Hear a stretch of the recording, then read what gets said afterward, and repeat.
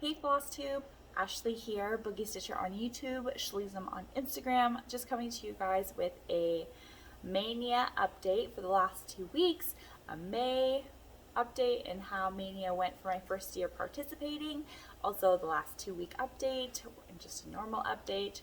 There's my cat. Hi! We call her the Fat Bean, because she's really tubby. And then just talking about my plans for June, what I plan on stitching or what I'm stitching on right now, and just every week or couple week updates. So let's get started. So the last time I talked to you guys, I recapped the second and third week of May, right? Yes, second and third week of May. So now I just need to update you guys on the very last week of May and how that went. So my oldie was my castle. And you know, the first part of May was like, yes, I'm stitching so much. This is great. The second part of May, I was just so busy that I didn't get as much stitching done as I wanted, which is fine. That's, you know, what happens it's part of life. But I got 660 stitches done on our castle here. So I was stitching this cross country, and then I decided that I wanted to continue trying the diagonal 10 by 10 block stitching. So I did convert to doing that. As you can see, all my threads hanging down here. So here we go. So I basically finished these blocks here, and then everything you see basically a square. So this block, these ones, and this one, for me converting to diagonal cross stitching. So not too shabby. Not too shabby. We're getting there. This is the third page here, so we're almost done. We're almost done with this page. And it looks so good from afar. I'm so excited. And I really am liking the 18 count stitch 3 over 1. So 3 threads over 1 stitch. 10th stitch, or a continental stitch, depending on how you refer to it. Either way, I love it. I really like it. And this is my progress. So my newbie for the last week of May for Mania. Again, my Mania plans was to do an oldie and a goodie, or a newbie. New project? New start? However you want to say it. So my new start was a stitching shop. I know. I already have a bookshelf of Amy Stewart's, but I couldn't help myself. I needed to get this one too. When I originally bought the Treasure Hunt bookshelf, I was debating on between that and a stitching shelf. So I decided to just go with it. Why not? So this one let's start with how much I got done with this one first. So a stitching shelf, I got 1,300 stitches, 1,307.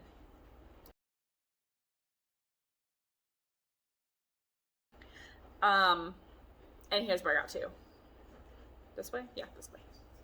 So the camera is backwards. So this is actually the top right corner, not the top left, even though it looks like the left to you guys, but look how beautiful those flowers are, everybody. They're amazing. All right, so here's the deal. This was the project that no, this isn't the project. You know, I'm missing one of my projects. I don't know if I updated you guys on one of my new starts. Hold on a second. Okay, I'm back. Just kidding. So I forgot that it was actually 2 total new starts because it landed on a weekend before I did my last video, or after I did my last video, and then 1 week and then another weekend because May had 31 days. Anyway, so I guess there's one of my new starts. This was actually my last new start of May, stitching shelf. So I'll talk about my other new start in a minute. So my other new start, I started or taught myself by reviewing a bunch of YouTubers, Flosstubers. Let's see, Jessie Does Stuff. I'll link her below.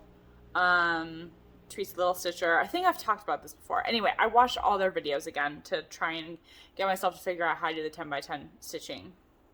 And I'm sorry if my next new start is a repeat. I can't remember, honestly.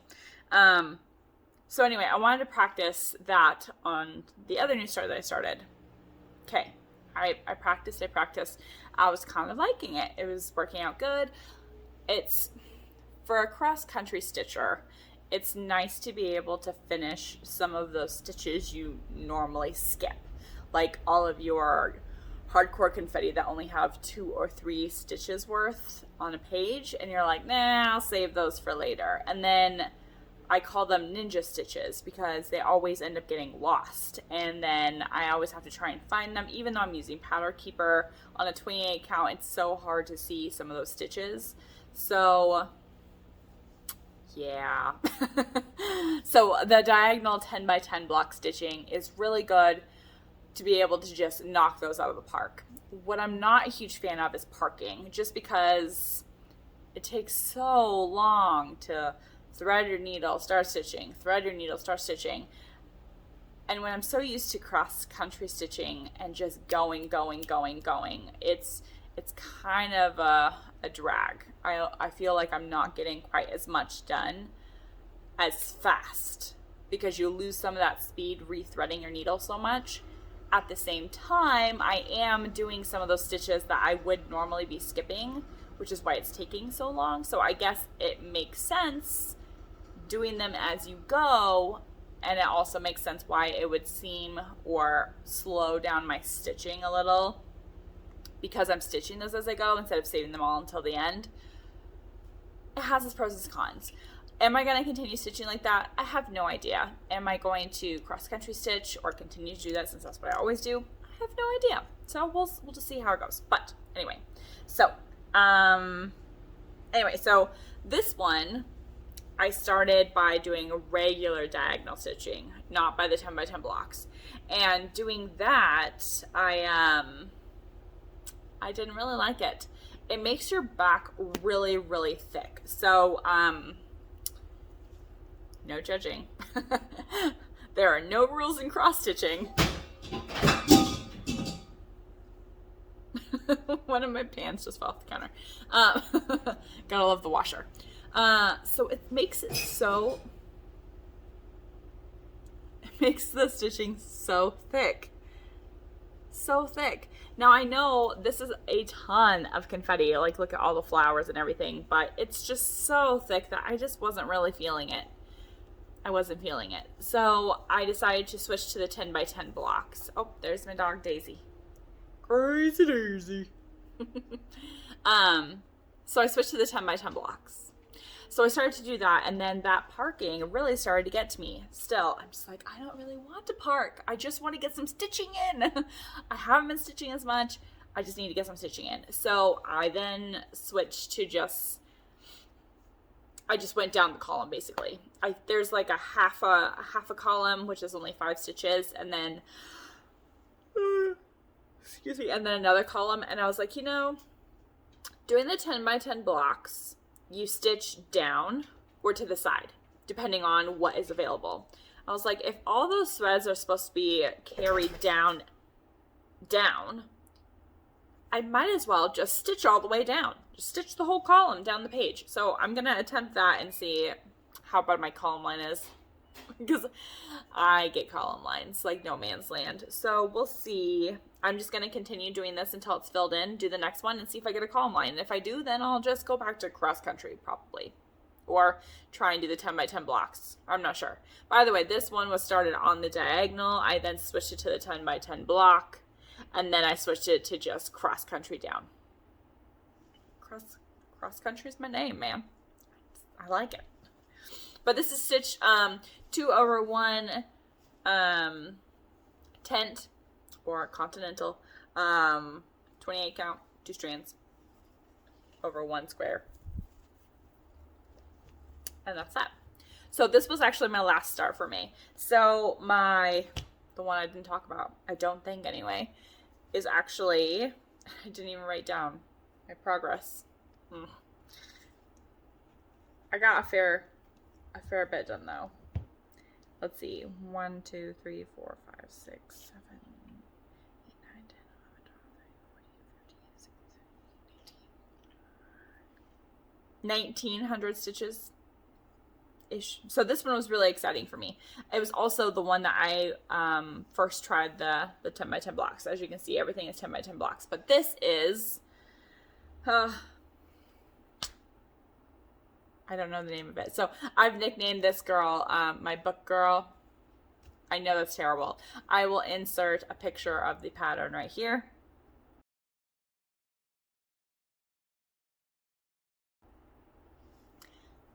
That way you guys can see the name of the pattern. Excuse me, but this is where I got to. So as you can see, the 10 by 10 blocks are going great. I finally figured it out. I don't have any sort of column lines, no block lines.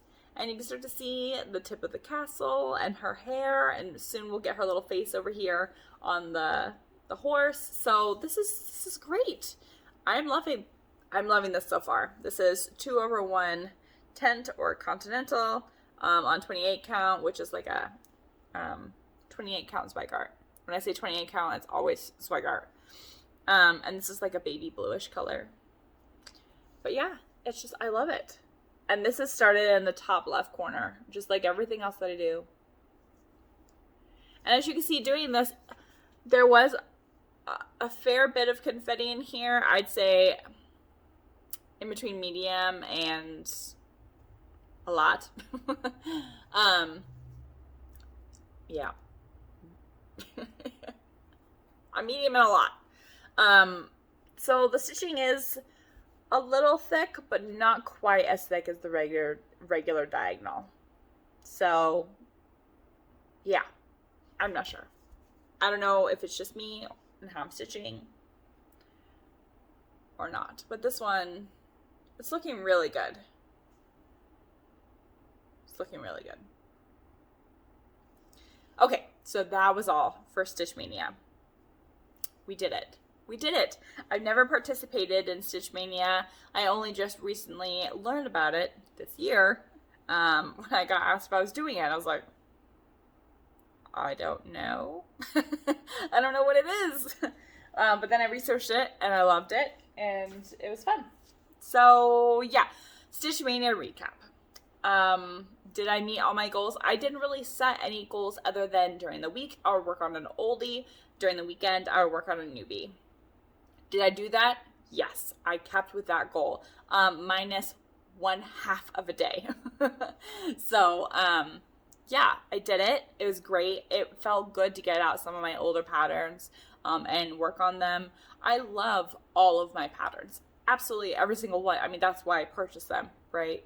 But you kind of forget about them. You buy new ones. It's like, squirrel, you know? You lose interest in them. You get distracted with the new ones that you buy. Then you see another new one because, you know, you see other people on Instagram and Flosstube stitching things and you're instantly like, oh, I have to have that. Put everything aside. Now your focus is this. Oh, I have to have that. Push it aside and so on and so forth. It's terrible. It's terrible. I bet you it's the same with, you know, reading groups and stuff. It's like, oh, what are you reading? Ooh, that sounds good. I'm going to stop my book now and I'm going to read that because that's good. Or I'm going to push everything else I was reading beside and start listening to that or reading that. Same thing. Same hobby. I'm terrible. Some people can just stitch 1 or 2 things. I cannot, apparently, because I just bought 3 more patterns. I'm terrible. But my mom was looking online on AliExpress looking at things and started sending me stuff. I was like, you know, I'm just gonna create a wish list. No. I created the wish list and then I purchased the wish list. It's terrible.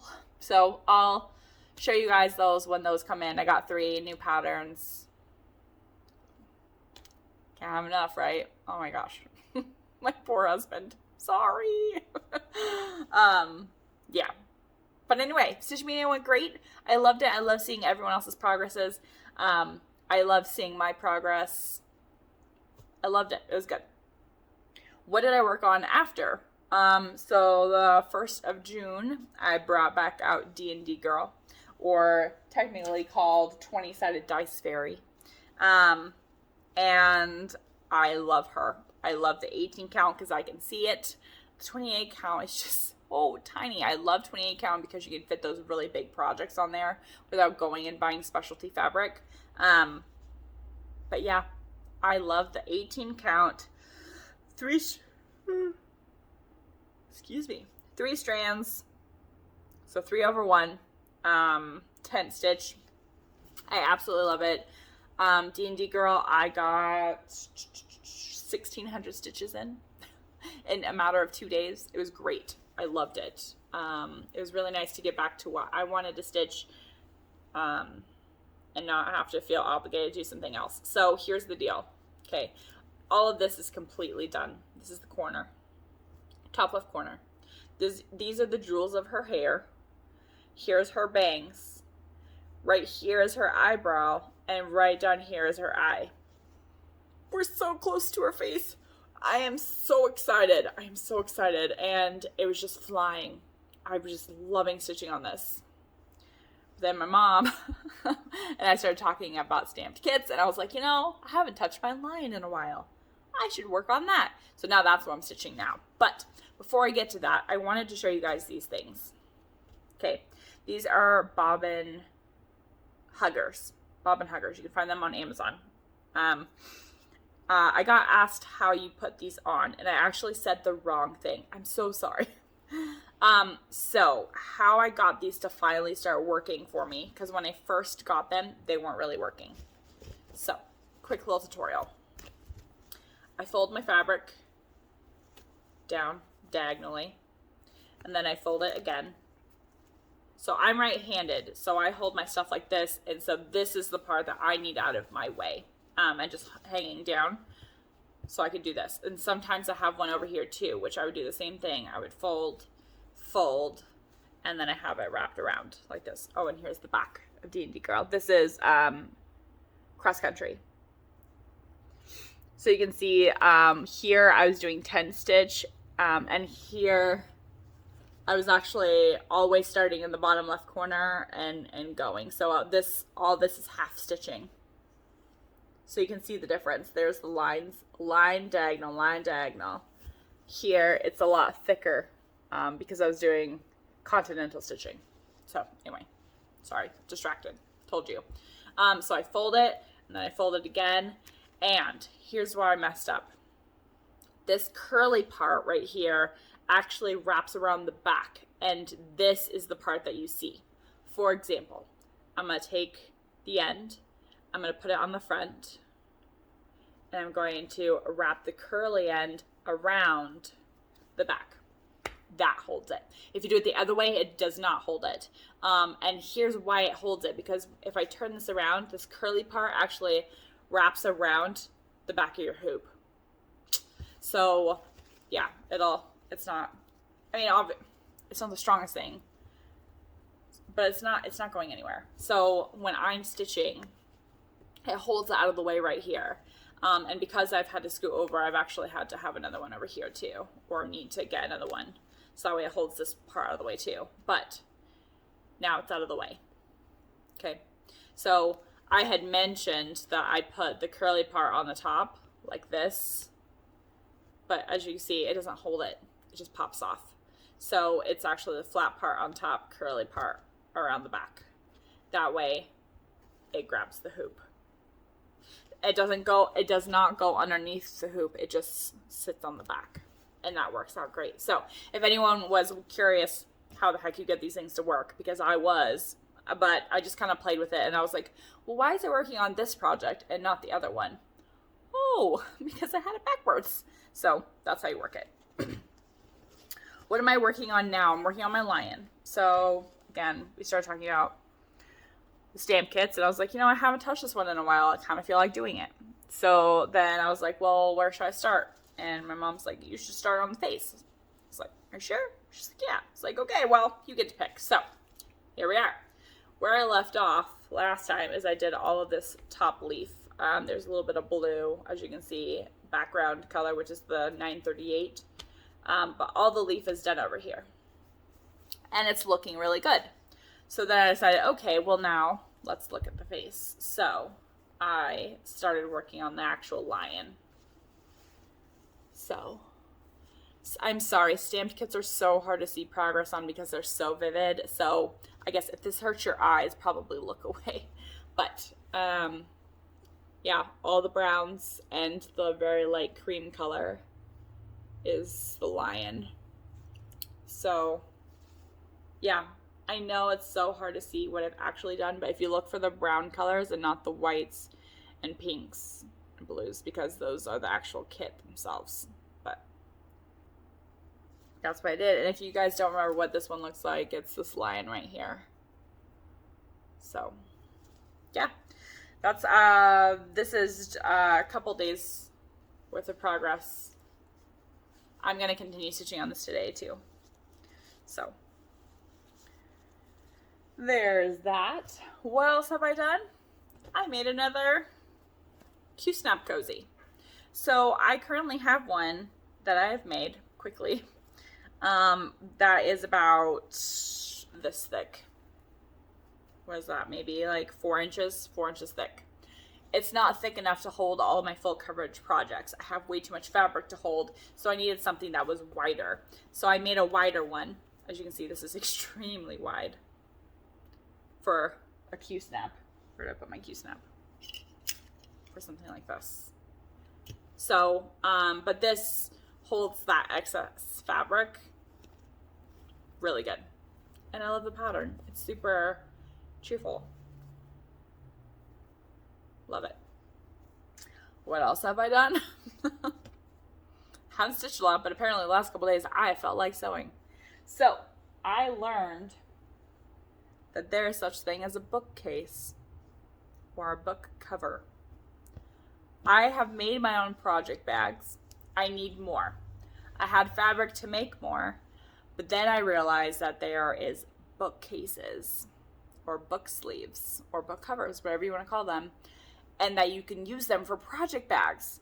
And I decided that I'm gonna stop buying hoops and just share the hoops that I have. I have enough hoops to just have 2 or 3 on my projects that I'm working on right now, but all my other ones I normally take the hoop off and I store in a project bag. So I made some. Aren't these great? Oh my gosh. So these are padded book sleeves, and you can keep your projects in them. Isn't that just the coolest? They're padded. So they didn't have any fusible fleece. No, they did have fusible fleece. Not the kind that I wanted. I wanted some that was already pre-cut. They didn't have any, so I just purchased different fusible fleece. Some people use fusible foam. Some people use just regular foam. Some people, I don't know what else. That's all that I saw. But I made book covers for my new project bags. So there's that one and this one. And this one. These small ones are for like my really small projects, like the book girl on the 28 count that are only like 18 by 11 or 18 by 15. So they'll fit really good on these smaller ones. There's this one. There's this one. I love them. They're great. This one. And one more. This one. So yeah, they fit great. Let me show you real quick because I'm just so excited that you guys, it's so easy to do because I am not a very good sewer at all. I'm very, very, very beginner. But I do have a sewing machine. I can sew a straight line and a zigzag stitch. That's pretty much it. But, so when I have parked threads, I actually like to wind them around my finger and then just stick them like this before folding up my project. Nice and neat, out of the way, and then my threads aren't hanging everywhere. Okay, fold my project, grab one of the smaller sleeves, and slide it in. Wham, bam, thank you, ma'am. Look at that. It can go in more. there we go. It's padded. It's fairly neat. It's not floppy like the project bags that I made. I didn't add any interfacing or anything, so they're all floppy. These, I can stack all these like on a bookshelf and they'll like stay upright. They won't like sag over. So save space. Look, I'm organizing. I might be buying more projects, but at least I'm organizing them, or slowly organizing them. So there is that, right? It's great. This is 2 fat quarters. 2 fat quarters will make you 2 sleeves, 2 different sleeves. I can show you. So this color is the same as this outside color. So yeah, I just mix matched. And it's great. I love them, guys. I love them. So you might be asking, how the heck am I going to know what project is in what? Well, here's the deal. I have been looking for a journal because when I'm doing my YouTube videos, I have a hard time remembering, like, how many stitches did I do? What did I work on? Where did I get this from? Who's the artist? What Etsy shop did I buy this from? Ooh, that's a good idea. I want that. I want that. It's like part of my wish list. Where do I write that down? So most of the time, or usually, I would keep that information on my phone. I'm using my phone to record these videos, so I have no access to any of it. Dang it. So I've been looking online, and I almost bought Teresa Little Stitcher's online cross-stitching journal.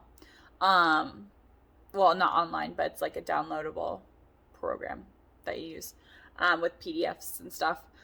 It's great. She's got such good forms on there, and I'll link it below. The problem is, though, is I still need my phone for that. So then I was like, okay, well, maybe I can try searching for PDF things. But then I was like, well, I have the computer experience and I'm a whiz at Excel. Why don't I just create those myself? Okay, I could do this. But then I started thinking, wait, my printer is almost out of ink. I would have to go get new printer ink, which is totally easy. I mean, I could totally do that. But then I was just like, nah. So what did I do? I made a cross-stitching journal. I have never journaled before. Never in my life thought about doing anything like this. But I made one. So I'll give you a tour. I just finished this yesterday, like last night. So there's not a lot in here. But I sewed all the pages together. Sewed the pages to the cover. The cover, you know those gift box, the cardboard gift boxes that you get when you're like gifting clothes or on the holiday or on, something. It's that folded in half. Yeah. And then I added some water, a little bit of water to just some Elmer's glue. And I glued fabric down. Look at that. Yeah, remember, okay, I'm not crafty in like fabrics and paper and stuff like that. I'm crafty at, taking someone else's artwork and design. I'm crafty at cross-stitching or crocheting or knitting. But when it comes to like creating something out of my own head and doing it and not following a pattern for something, I'm not very crafty. So please keep that in mind before looking at my journal. but yeah. That's what I do. So this is probably going to be backwards to you guys, unfortunately. But this is journal belongs to, me. And I got like a little specialty paper. And then, so and I just knew this from like a school back in the day. If you fold a page in half and then fold up another page in half again, it actually creates like a bookmark for yourself without using a bookmark. Because I don't have a cross-stitch bookmark, which maybe I should get one. Maybe I should sew one. By the way, so I have a spot for whips so far. So here's some information about my whips and a couple little like points. Like the castle was my very first full coverage project, and my husband bought it for me. So I added these quick little notes in here, and then I'm going to add a picture of the pattern. a little picture, a little one. And then I'll also write down what bag it's in. So if I decide to put that one in this bag, I'll either note that or take another small picture and look. But I figured, why not? I could make my own. So I'm hoping this journal will last me a year to 2 years. 2 years to 3 years, something like that. I planned on that. So I left 20 pages or 30 pages worth, front and back, each being a page, of a WIP section. WIP, W-I-P, works in progress. So all my projects. And then I left a section for, let's see, my fabric stash. So this is, I haven't got this far yet, but fabric stash. I left a section for stitch tracking.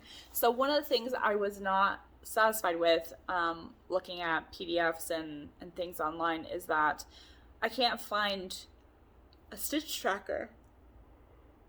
So I want to be able to keep track of the number of stitches that I've done on a project. So that way I can tell you guys on my updates, hey, I stitched 600 stitches on this one. So yeah. Or I only stitched on one project, but hey guys, I stitched like 3,000 stitches on it. So you know what I mean? That's probably never going to happen.